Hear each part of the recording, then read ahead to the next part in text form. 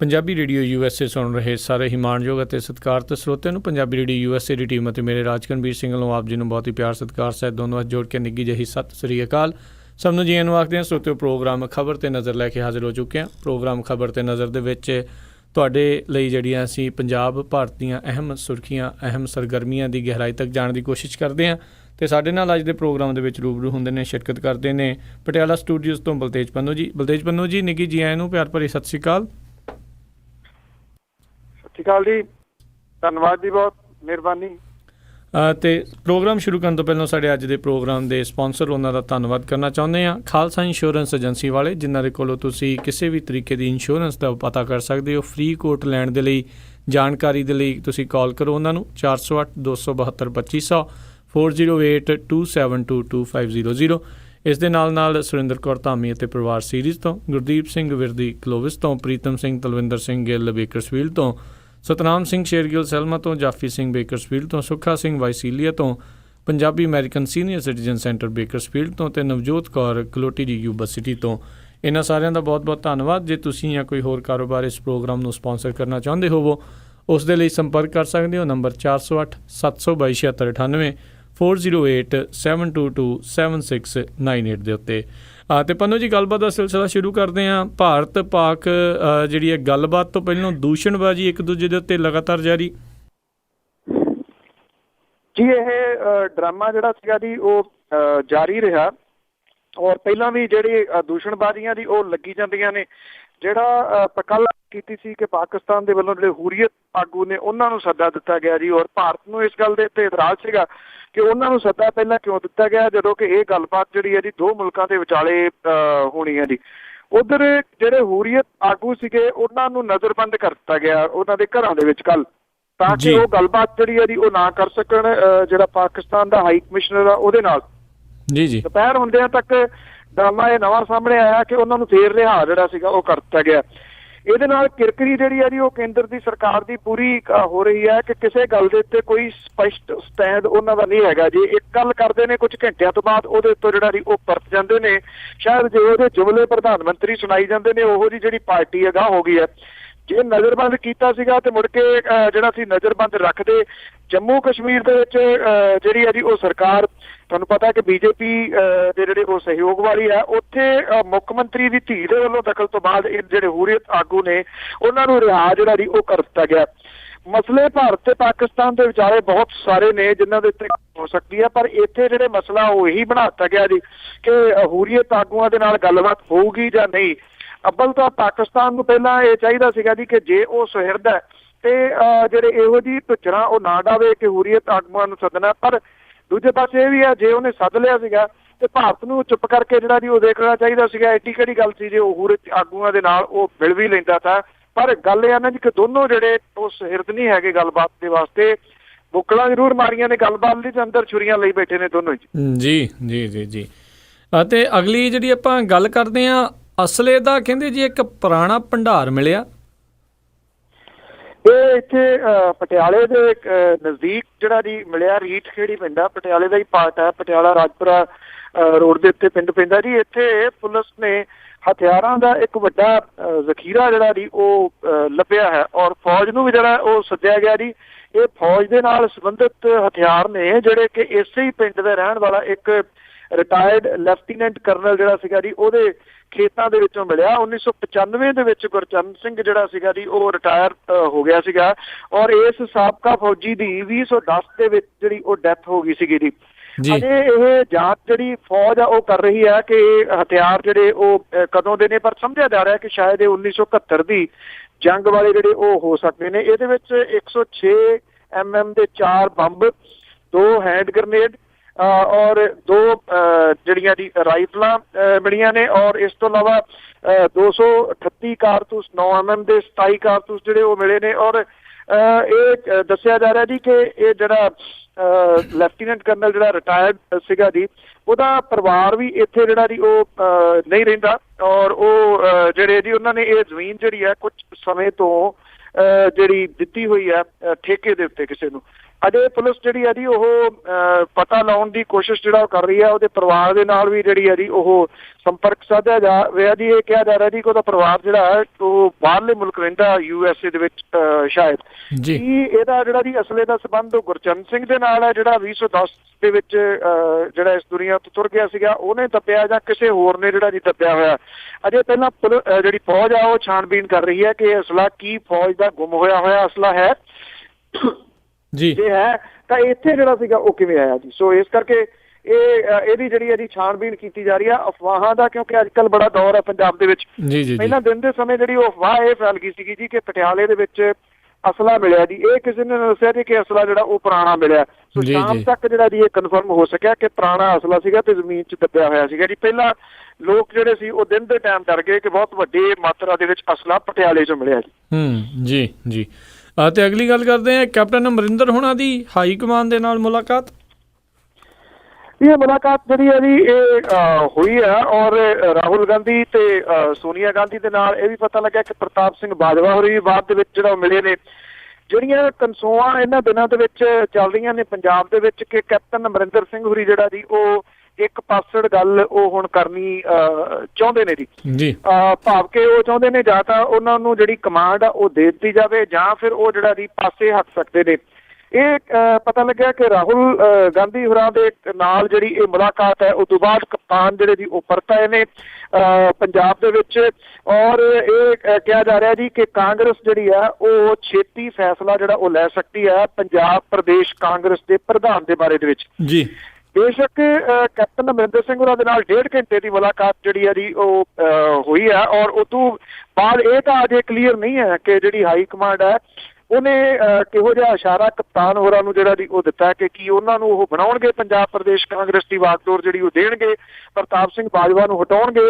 ਦੂਸਰੀ ਜਿਹੜੀ ਗੱਲ ਹੈ ਜੀ ਪ੍ਰਤਾਪ ਸਿੰਘ ਬਾਜਵਾ ਨੂੰ ਹਟਾਉਣ ਵਾਲੀ ਉਹਦੇ ਬਾਰੇ ਦੇ ਵਿੱਚ ਇਹ ਕਿਹਾ ਜਾ ਰਿਹਾ ਕਿ ਹਾਈ ਕਮਾਂਡ ਜਿਹੜੀ ਹੈ ਜੀ ਇਹਦੇ ਬਾਰੇ ਸੋਚਣ ਲੱਗੀ ਹੈ, ਪਰ ਕਪਤਾਨ ਨੂੰ ਜਿਹੜੀ ਹੈ ਜੀ ਕਪਤਾਨੀ ਸ਼ਾਇਦ ਨਾ ਮਿਲੇ। ਇਹਦੀ ਜਗ੍ਹਾ ਦੇ ਉੱਤੇ ਇਹ ਕਿਹਾ ਜਾ ਰਿਹਾ ਕਿ ਅੰਬਿਕਾ ਸੋਨੀ ਦਾ ਨਾਮ ਜਿਹੜਾ ਜੀ ਉਹ ਚੱਲ ਰਿਹਾ ਕਿ ਉਹਨੂੰ ਪੰਜਾਬ ਪ੍ਰਦੇਸ਼ ਕਾਂਗਰਸ ਦਾ ਪ੍ਰਧਾਨ ਜਿਹੜਾ ਉਹ ਬਣਾਇਆ ਜਾ ਸਕਦਾ ਹੈ। ਇਹਦੇ ਨਾਲ ਨਾਲ ਲਾਲ ਸਿੰਘ, ਸੁਨੀਲ ਜਾਖੜ ਤੇ ਰਵਨੀਤ ਸਿੰਘ ਬਿੱਟੂ ਦਾ ਨਾਮ ਵੀ ਜਿਹੜਾ ਜੀ ਉਹ ਚੱਲੀ ਜਾਂਦਾ ਹੈ। ਹੋ ਸਕਦਾ ਹੈ ਕਿ ਅਗਲੇ ਕੁਝ ਦਿਨਾਂ ਦੇ ਦੌਰਾਨ ਪੰਜਾਬ ਦੇ ਜਿਹੜੀ ਲੀਡਰਸ਼ਿਪ ਹੈ ਉਹਦੇ ਵਿੱਚ ਕੁਝ ਤਬਦੀਲੀ ਕੀਤੀ ਜਾ ਸਕਦੀ ਹੈ। ਸ਼ਾਇਦ ਹੋ ਸਕਦਾ ਹਾਈ ਕਮਾਂਡ ਨੂੰ ਇਹ ਜਿਹੜਾ ਜੀ ਚੇਤਾ ਆਇਆ ਹੋਵੇ ਕਿ ਜੇ ਕਪਤਾਨ ਵੱਖਰਾ ਹੁੰਦਾ ਤੇ ਫਿਰ ਜਿਹੜਾ ਜੀ ਉਹ ਕਾਂਗਰਸ ਦਾ ਹਸ਼ਰ ਕੀ ਹੋ ਸਕਦਾ ਜੀ। ਆਪਾਂ ਜਿਹੜੇ ਆ ਕੈਪਟਨ ਅਮਰਿੰਦਰ ਹੋਣਾ ਦੀ ਤਾਂ ਗੱਲ ਕਰਦੇ ਹਾਂ, ਪ੍ਰਤਾਪ ਬਾਜਵਾ ਹੋਣਾ ਦਾ ਕੀ ਭਵਿੱਖ ਨਜ਼ਰ ਆਉਂਦਾ ਜੇ ਉਹਨਾਂ ਨੂੰ ਉਹ ਲਾ ਦਿੱਤਾ ਜਾਂਦਾ ਆ? ਕੀ ਉਹ ਕਾਂਗਰਸ ਦਾ ਪੱਲਾ ਫੜੀ ਰੱਖਣਗੇ ਕਿ ਜੇ ਛੱਡ ਜਾਂਦੇ ਆ ਤੇ ਫਿਰ ਕੀ ਬਣਦਾ ਉਹਨਾਂ ਦਾ? ਨਹੀਂ, ਪ੍ਰਤਾਪ ਸਿੰਘ ਬਾਜਵਾ ਹੋਰਾਂ ਕੋਲੇ ਬਹੁਤੀ ਚੋਇਸ ਨਹੀਂ ਹੈਗੀ ਜੀ। ਜਿਹੜੇ ਇਹ ਕਿਹਾ ਜਾ ਰਿਹਾ ਹੈ ਕਿ ਉਹ ਜਿਹੜਾ ਜਿਵੇਂ ਤੁਸੀਂ ਪੁੱਛਿਆ ਕਿ ਉਹ ਛੱਡ ਜਾਣਗੇ, ਨਹੀਂ ਉਹ ਛੱਡ ਕੇ ਕਿਹੜੇ ਪਾਸੇ ਜਿਹੜਾ ਜੀ ਉਹ ਜਾਣਗੇ? ਕਿਸੇ ਪਾਸੇ ਜਾ ਨਹੀਂ ਸਕਦੇ ਉਹਨਾਂ, ਕਿਉਂਕਿ ਇੱਕ ਗੱਲ ਤਾਂ ਜਦੋਂ ਤੋਂ ਪ੍ਰਤਾਪ ਸਿੰਘ ਬਾਜਵਾ ਹੋਰਾਂ ਨੂੰ ਬਣਾਇਆ ਜੀ ਇਹ ਕਲੀਅਰ ਹੀ ਹੈ ਨਾ ਜੀ ਕਿ ਉਹ ਤਾਂ ਆਪਣੇ ਡਿਸਟ੍ਰਿਕਟ ਦੇ ਵਿੱਚ ਹੀ ਜਿਹੜਾ ਜੀ ਸਾਰਿਆਂ ਨੂੰ ਇਕੱਠੇ ਨਹੀਂ ਰੱਖ ਸਕੇ ਜਾਂ ਫੇਮਸ ਹੋਣ ਦੀ ਗੱਲ ਹੁੰਦੀ ਹੈ ਜੀ। ਇੱਕ ਜਿਹੜਾ ਲੋਕਾਂ ਦੇ ਵਿੱਚ ਪ੍ਰਸਿੱਧੀ ਹੁੰਦੀ ਹੈ ਉਹ ਕੋਈ ਕਰਾਊਡ ਪੁੱਲਰ ਨਹੀਂ ਹੈਗੇ ਕਿ ਜਿੱਥੇ ਪ੍ਰਤਾਪ ਸਿੰਘ ਬਾਜਵਾ ਹੋਰੀ ਜਾਂਦੇ ਹੋਣ ਤੇ ਉੱਥੇ ਲੋਕਾਂ ਦਾ ਜਿਹੜਾ ਜੀ ਉਹ ਇਕੱਠ ਹੋ ਜਾਂਦਾ ਹੋਵੇ। ਉਹਨਾਂ ਦਾ ਕੋਈ ਬਹੁਤ ਜ਼ਿਆਦਾ ਵੱਡਾ ਸਟੈਂਡ ਜਿਹੜਾ ਜੀ ਉਹ ਵੱਖ-ਵੱਖ ਮੁੱਦਿਆਂ ਦੇ ਉੱਤੇ ਕਿਤੇ ਜਿਹੜਾ ਉਹ ਸਾਹਮਣੇ ਨਹੀਂ ਆਇਆ। ਇਸ ਕਰਕੇ ਜਿਹੜਾ ਉਹਨਾਂ ਨੂੰ ਜ਼ਿੰਮੇਵਾਰੀ ਦੇ ਦਿੱਤੀ ਗਈ ਸੀ, ਆਈ ਥਿੰਕ ਵੱਡੀ ਜ਼ਿੰਮੇਵਾਰੀ ਜਿਹੜੀ ਉਹ ਦੇ ਦਿੱਤੀ ਗਈ ਸੀ, ਇਹ ਡਿਜ਼ਰਵਿੰਗ ਕੈਂਡੀਡੇਟ ਜਿਹੜੇ ਉਹ ਨਹੀਂ ਸਨ ਜੀ, ਪਰ ਬਣਾ ਦਿੱਤੇ ਗਏ ਕਾਂਗਰਸ ਦੇ ਵੱਲੋਂ ਤਾਂ ਵੱਖਰੀ ਗੱਲ ਹੈ ਜੀ। ਪ੍ਰਤਾਪ ਸਿੰਘ ਬਾਜਵਾ ਉਹਨਾਂ ਦੇ ਕੋਲੇ ਕੋਈ ਚੋਇਸ ਨਹੀਂ ਹੈ ਕਿ ਕਿਤੇ ਹੋਰ ਜਗ੍ਹਾ ਜਾ ਸਕਦੇ ਨੇ। ਕਿੱਥੇ ਉਹ ਜਾ ਸਕਦੇ ਨੇ? ਜੇ ਚਲੇ ਵੀ ਜਾਣਗੇ ਤੇ ਆਪਣੇ ਭਵਿੱਖ ਦੇ ਉੱਤੇ ਸਵਾਲੀਆ ਚਿੰਨ੍ਹ ਜਿਹੜਾ ਜੀ ਉਹ ਲਾ ਲੈਣਗੇ। ਇਸ ਤੋਂ ਵੱਧ ਤਾਂ ਹੋਰ ਕੁਛ ਨਹੀਂ। ਜੀ। ਤੇ ਅਗਲੀ ਗੱਲ ਕਰਦੇ ਹਾਂ, SGPC ਦੇ ਮੁੱਖ ਸਕੱਤਰ ਦੇ ਲਈ 7 ਉਮੀਦਵਾਰਾਂ ਦੀ ਇੰਟਰਵਿਊ ਲਈ ਗਈ ਜੀ। ਐਕਚੁਅਲੀ ਇਹ ਬੜੇ ਚਰਚਿਤ, ਤੁਸੀਂ ਇਹ ਕਹਿ ਲਓ ਕੰਟਰੋਵਰਸ਼ੀਅਲ ਜਿਹੜਾ ਮੁੱਦਾ ਪਿਛਲੇ ਦਿਨਾਂ ਤੋਂ ਚੱਲਦਾ ਰਿਹਾ। ਬੇਸ਼ੱਕ ਇਹਦਾ ਵਿਰੋਧ ਬੜਾ ਹੁੰਦਾ ਰਿਹਾ, ਪਰ ਸ਼੍ਰੋਮਣੀ ਗੁਰਦੁਆਰਾ ਪ੍ਰਬੰਧਕ ਕਮੇਟੀ ਜਿਹੜੀ ਹੈ ਜੀ ਉਹਦੇ ਵੱਲੋਂ ਮੁੱਖ ਸਕੱਤਰ ਦੇ ਨਵੇਂ ਅਹੁਦੇ ਦੇ ਵਾਸਤੇ 7 ਉਮੀਦਵਾਰਾਂ ਦੀ ਇੰਟਰਵਿਊ ਜਿਹੜੀ ਹੈ ਜੀ ਉਹ ਲਈ ਗਈ ਹੈ। ਇਹਦੇ ਨਤੀਜੇ ਦਾ ਐਲਾਨ 25 ਅਗਸਤ ਨੂੰ ਤਖਤ ਕੇਸਗੜ੍ਹ ਸਾਹਿਬ ਦੇ ਵਿੱਚ ਹੋਣ ਵਾਲੀ ਜਿਹੜੀ ਇਕੱਤਰਤਾ ਉਹਦੇ ਤੋਂ ਬਾਅਦ ਜਿਹੜਾ ਉਹ ਕੀਤਾ ਜਾਊਗਾ ਜੀ। ਇਹ ਪਤਾ ਲੱਗਾ ਜੀ ਕਿ ਸਿੱਖ ਸਦਭਾਵਨਾ ਦਲ ਦੇ ਵੱਲੋਂ ਇਸ ਅਹੁਦੇ ਵਿਰੁੱਧ ਸ਼੍ਰੋਮਣੀ ਕਮੇਟੀ ਦੇ ਦਫ਼ਤਰ ਦੇ ਬਾਹਰ ਜਿਹੜਾ ਸੀਗਾ ਉਹ ਧਰਨਾ ਦਿੱਤਾ ਗਿਆ। ਅਕਾਲ ਤਖਤ ਦੇ ਜਥੇਦਾਰ ਨੂੰ ਜਿਹੜਾ ਜੀ ਇੱਕ ਮੰਗ ਪੱਤਰ ਜਿਹੜਾ ਸੀਗਾ ਉਹ ਦਿੱਤਾ ਗਿਆ।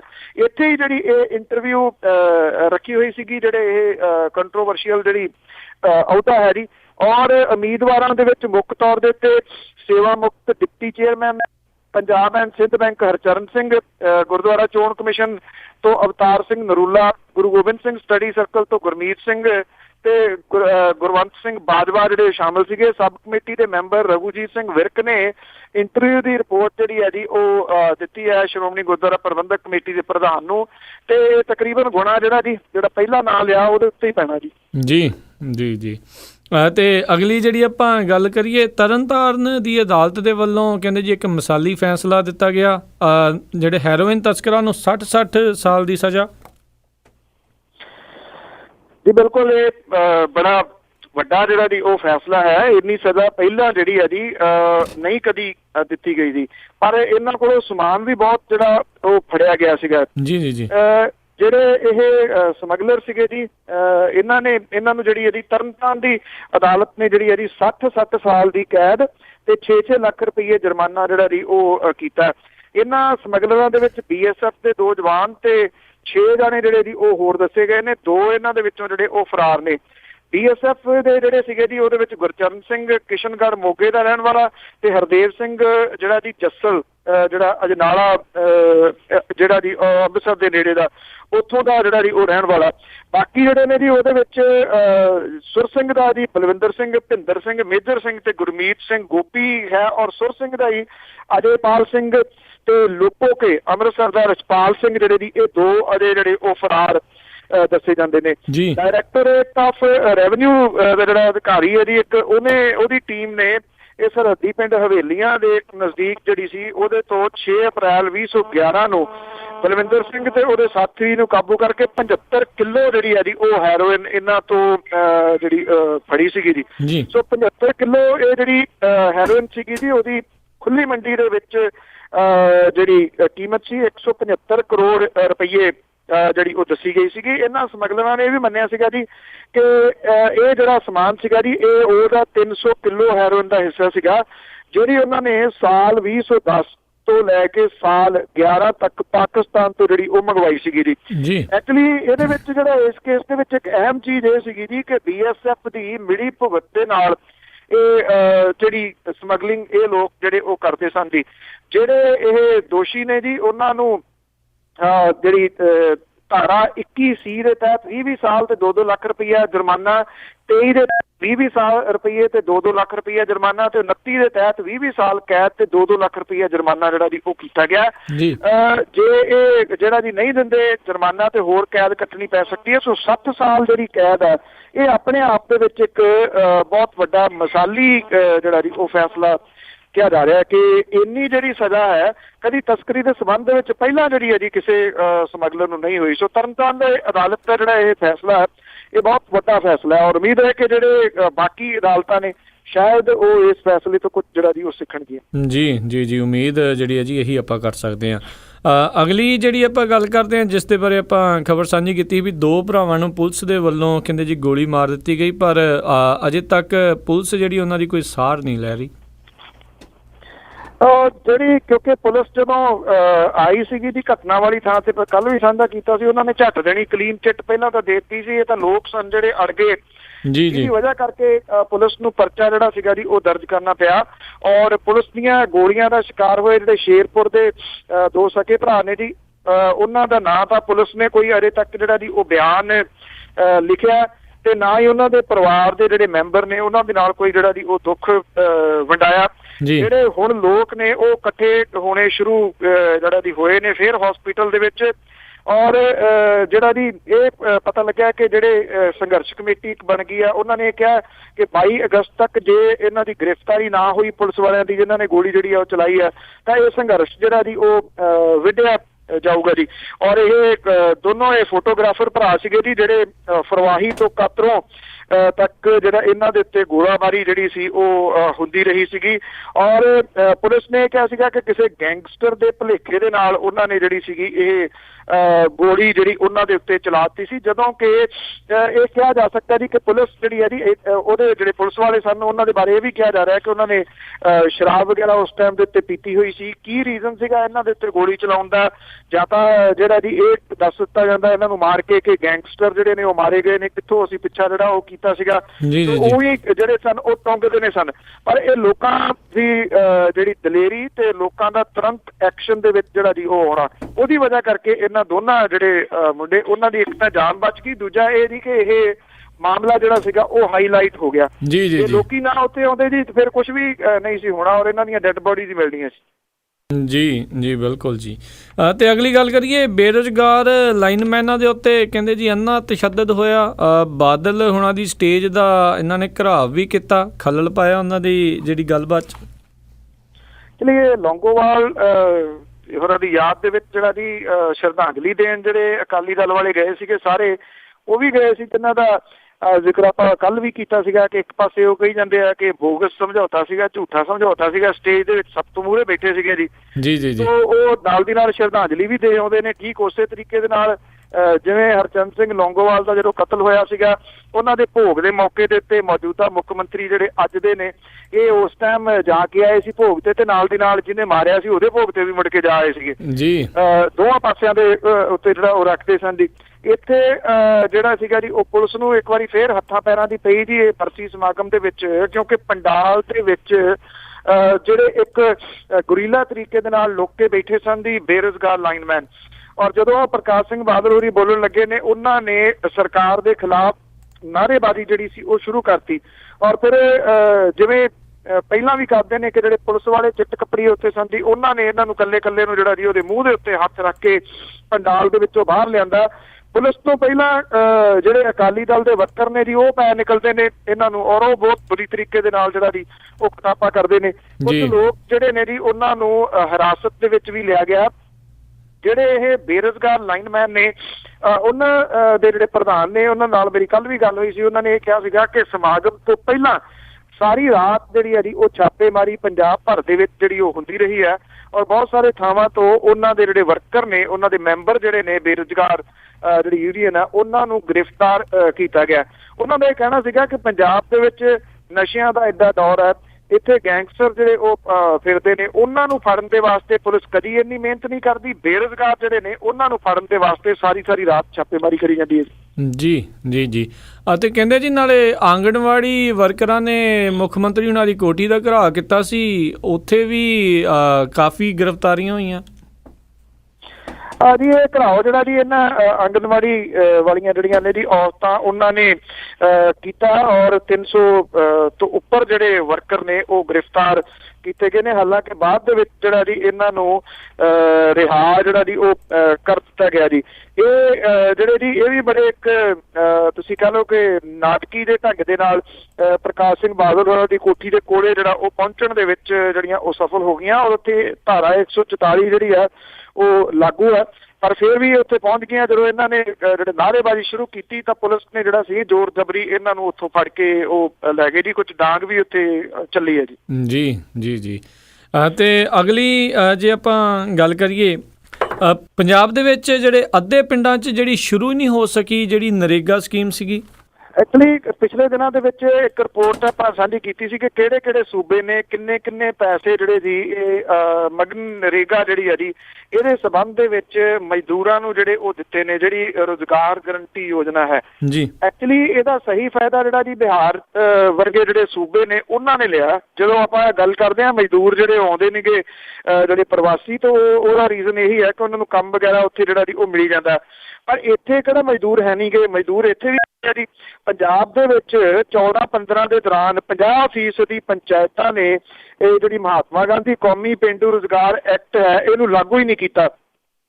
ਸੂਬੇ ਦੇ ਵਿੱਚ ਅਜੇ ਤੱਕ ਕੁੱਲ ਪੇਂਡੂ ਕਾਮਿਆਂ ਦੇ ਵਿੱਚੋਂ ਸਿਰਫ 17.49% ਦੇ ਜੋਬ ਕਾਰਡ ਜਿਹੜੇ ਉਹ ਬਣੇ ਨੇ।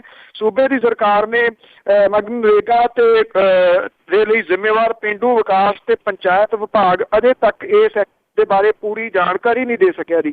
ਔਰ ਜਿਹੜਾ ਇਹ ਪਤਾ ਲੱਗਾ ਜੀ ਕਿ ਜਿਹੜੀ ਇਹ ਕਾਨਫਰੰਸ ਇਹਦੇ ਉੱਤੇ ਜਿਹੜੀ ਉਹ ਕੀਤੀ ਗਈ ਆ, ਜਿਹਦੇ ਵਿੱਚ ਇਹ ਸਾਰੀਆਂ ਡਿਟੇਲ ਜਿਹੜੀਆਂ ਦੀ ਉਹ ਸਾਹਮਣੇ ਆਈਆਂ ਕਿ 100 ਦਿਨਾਂ ਦੇ ਕੰਮ ਨੂੰ ਬੁਨਿਆਦੀ ਅਧਿਕਾਰ ਜਿਹੜਾ ਦੀ ਉਹ ਮੰਨਿਆ ਗਿਆ। ਔਰ ਇਹਦੇ ਸੰਬੰਧੀ ਜਿਹੜਾ ਪੰਜਾਬੀ ਯੂਨੀਵਰਸਿਟੀ ਹੈ ਜੀ ਉਹਦੇ ਵੱਲੋਂ ਸਰਵੇਖਣ ਜਿਹੜੇ ਨੇ ਉਹ ਕੀਤੇ ਗਏ ਨੇ। ਔਰ ਇਹ ਸਰਵੇਖਣ ਦੇ ਵਿੱਚ ਇਹ ਜਿਹੜੀ ਗੱਲ ਸਾਹਮਣੇ ਆਈ ਹੈ, 97.75% ਕਾਮਿਆਂ ਨੇ ਇਸ ਐਕਟ ਨੂੰ ਜਾਰੀ ਰੱਖਣ ਦੇ ਉੱਤੇ ਜ਼ੋਰ ਦਿੱਤਾ। ਇਹ ਵੀ ਮੰਨਿਆ ਗਿਆ ਕਿ ਇਹਦੇ ਨਾਲ ਦਿਹਾੜੀ ਦੇ ਵਿੱਚ ਵਾਧਾ ਹੋਇਆ। ਜਿਹੜਾ ਸਰਵੇਖਣ ਆ ਉਹ ਵੀ ਕਹਿੰਦਾ ਕਿ ਐਕਟ ਨੇ ਹੇਠਲੇ ਪੱਧਰ ਦੇ ਉੱਤੇ ਜਮਹੂਰੀ ਪ੍ਰਬੰਧ ਨੂੰ ਮਜ਼ਬੂਤ ਜਿਹੜਾ ਜੀ ਉਹ ਕੀਤਾ। ਔਰ ਇਹ ਵੀ ਪਤਾ ਲੱਗਾ ਜੀ ਕਿ ਮਗਨਰੇਗਾ ਵਿੱਚ ਕੰਮ ਕਰਨ ਵਾਲੇ ਕਾਮਿਆਂ ਦੇ ਵਿੱਚ ਔਰਤਾਂ ਦੀ ਹਿੱਸੇਦਾਰੀ ਜਿਹੜੀ ਉਹ 43% ਤੱਕ ਹੈ। ਔਰ ਕੰਮ ਕਰਨ ਵਾਲੀਆਂ ਔਰਤਾਂ ਜਿਹੜੀਆਂ ਨੇ ਉਹਨਾਂ ਦੇ ਕੰਮ ਦੇ ਨਾਲ ਉਹਨਾਂ ਦੇ ਘਰਾਂ ਦਾ ਜਿਹੜਾ ਗੁਜ਼ਾਰਾ ਵਗੈਰਾ ਜੀ ਉਹ ਕੁਛ ਚੰਗਾ ਹੋਇਆ। ਪਰ ਇੱਥੇ ਜਿਹੜਾ ਪੰਜਾਬ ਦੇ ਵਿੱਚ ਜਿਹੜਾ ਉਲਟ ਕੰਮ ਇਹ ਹੈ ਜੀ ਕਿ ਪਹਿਲਾਂ ਕਾਂਗਰਸ ਦੀ ਸਰਕਾਰ ਸੀ ਸੈਂਟਰ ਦੇ ਵਿੱਚ, ਇਸ ਕਰਕੇ ਇਹ ਇੱਥੇ ਲਾਗੂ ਨਹੀਂ ਕੀਤਾ ਗਿਆ ਪੰਜਾਬ ਦੇ ਵਿੱਚ ਕਿ ਇਹਦਾ ਲਾਹਾ ਜਿਹੜਾ ਜੀ ਉਹ ਸੈਂਟਰ ਦੀ ਸਰਕਾਰ ਨਾਲ ਲੈ ਜੇ, ਇਹ ਪਤਾ ਲੱਗੂ ਕਿ ਸੈਂਟਰ ਤੋਂ ਜਿਹੜੇ ਉਹ ਪੈਸੇ ਆਉਣੇ ਨੇ। ਹੁਣ ਕਿਉਂਕਿ ਜਿਹੜੀ ਮੌਜੂਦਾ ਸਰਕਾਰ ਹੈ ਜੀ ਉਹਨੇ ਇਹ ਜਿਹੜੀ ਸਕੀਮ ਹੈ ਇਹਨੂੰ ਥੋੜਾ ਜਿਹਾ ਅੱਖੋਂ ਪਰੋਕੇ ਕਰਨਾ ਸ਼ੁਰੂ ਕੀਤਾ ਤੇ ਹੁਣ ਐਕਸਕਿਊਜ਼ ਜਿਹੜਾ ਜੀ ਉਹ ਸਭ ਤੋਂ ਵਧੀਆ ਇਹਨਾਂ ਦੇ ਕੋਲ ਇਹ ਆ ਗਿਆ ਕਿ ਜਦੋਂ ਸੈਂਟਰ ਦੀ ਸਰਕਾਰ ਜਿਹੜੀ ਹੈ ਜੀ ਇਹਨੂੰ ਪਾਸੇ ਕਰ ਰਹੀ ਹੈ ਤੇ ਫਿਰ ਅਸੀਂ ਲਾਗੂ ਜਿਹੜਾ ਜੀ ਇਹਨੂੰ ਕਿਉਂ ਕਰੀਏ। ਜੀ ਜੀ ਜੀ ਤੇ ਅਗਲੀ ਜਿਹੜੀ ਗੱਲ ਕਰਦੇ ਹਾਂ, ਕੈਪਟਨ ਅਮਰਿੰਦਰ ਹੋਣੀ ਘੇਰਨਗੇ ਬਾਦਲ ਹੋਣਾ ਨੂੰ ਅੱਜ। ਬਿਲਕੁਲ ਜੀ, ਜਿਹੜੇ ਕੈਪਟਨ ਅਮਰਿੰਦਰ ਸਿੰਘ ਹੋਰੀ ਨੇ ਉਹ ਮੁੱਖ ਮੰਤਰੀ ਪ੍ਰਕਾਸ਼ ਸਿੰਘ ਬਾਦਲ ਹੋਰਾਂ ਦੀ ਜਿਹੜੀ ਕੋਠੀ ਹੈ ਜੀ ਉਹਨੂੰ ਘੇਰਨ ਦੇ ਵਾਸਤੇ ਜਿਹੜਾ ਜੀ ਉਹ ਜਾ ਰਹੇ ਨੇ। ਔਰ ਉਹ ਕਿਸਾਨਾਂ ਦੇ ਮੁੱਦਿਆਂ ਦੇ ਉੱਤੇ ਜਿਹੜਾ ਜੀ ਉਹਨਾਂ ਨੇ ਘੇਰਨਾ ਹੈ। ਉਹਨਾਂ ਨੇ ਕਿਹਾ ਕਿ 2 ਮੁੱਦਿਆਂ ਨੂੰ ਉਭਾਰਿਆ ਜਾਊਗਾ ਜੀ। ਇੱਕ ਤਾਂ ਕਿਸਾਨਾਂ ਨੂੰ ਗੰਨੇ ਦਾ ਬਕਾਇਆ ਤੇ ਆੜੀ ਦੀਆਂ ਫਸਲਾਂ ਦੇ ਨੁਕਸਾਨ ਦਾ ਮੁਆਵਜ਼ਾ ਜਿਹੜਾ ਜੀ ਉਹ ਦਿਵਾਉਣਾ। ਵੈਸੇ ਪ੍ਰਤਾਪ ਸਿੰਘ ਬਾਜਵਾ ਹੋਰਾਂ ਨੇ ਜਿਹੜਾ ਜੀ ਜਿਹੜੀਆਂ ਮਿੱਲ ਆ ਫਗਵਾੜੇ ਦੀ ਉਹਨੂੰ ਘੇਰਨ ਦਾ ਪ੍ਰੋਗਰਾਮ ਬਣਾਇਆ ਸੀਗਾ। ਉਸ ਤੋਂ ਪਹਿਲਾਂ ਜਿਹੜਾ ਜੀ ਇਹ ਪ੍ਰੋਗਰਾਮ ਕਪਤਾਨ ਹੋਰਾਂ ਨੇ ਜਿਹੜਾ ਜੀ ਉਹ ਦੇ ਦਿੱਤਾ ਕਿ ਉਹ ਮੁੱਖ ਮੰਤਰੀ ਦੀ ਕੋਠੀ ਜਿਹੜੀ ਹੈ ਜੀ ਉਹ ਜਾਣਗੇ।